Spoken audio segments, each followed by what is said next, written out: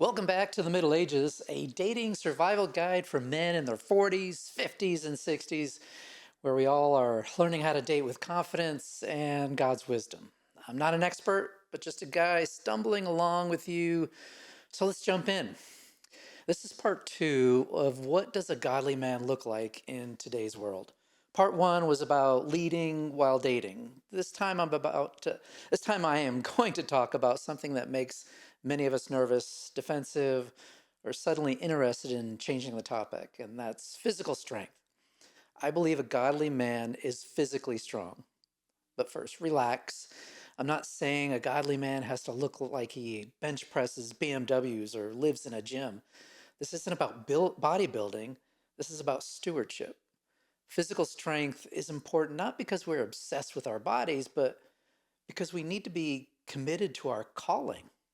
Throughout Scripture, men were called to be protectors, providers, warriors, servants, and leaders. And yes, those roles required physical capability. Think of the Levites who protected the tabernacle and temple.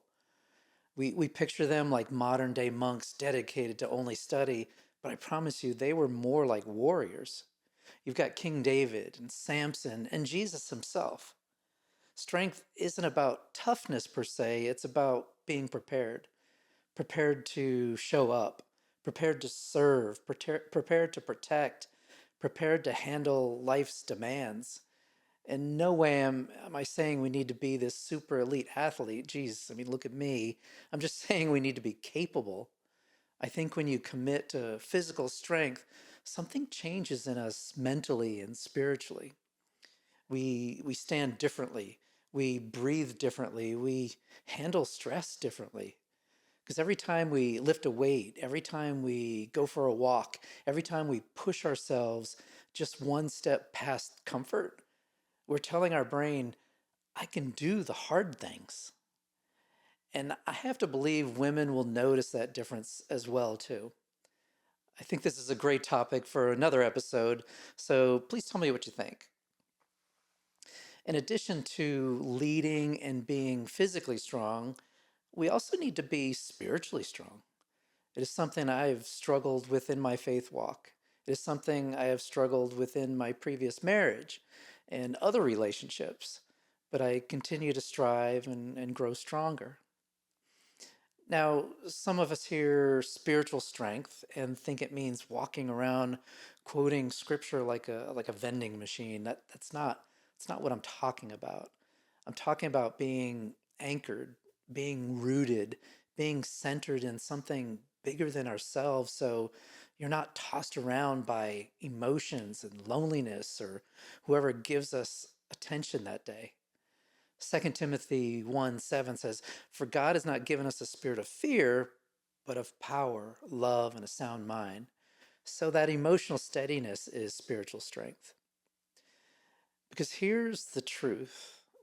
A man who isn't spiritually grounded will grab at anything that gives him validation. And that is often a woman or an addiction that is it's just not productive for our lives. A spiritually strong man knows his worth because he knows his source. I believe we can be stronger because we choose discipline over comfort. We choose purpose over excuses and spiritual truth over temporary emotion. Our strength shouldn't be loud or showy, it's steady. It's the kind of strength that provides safety, stability, and confidence. Stuff women thrive with from their man. So maybe we can all spend some time reflecting this week. Where do we need to grow stronger?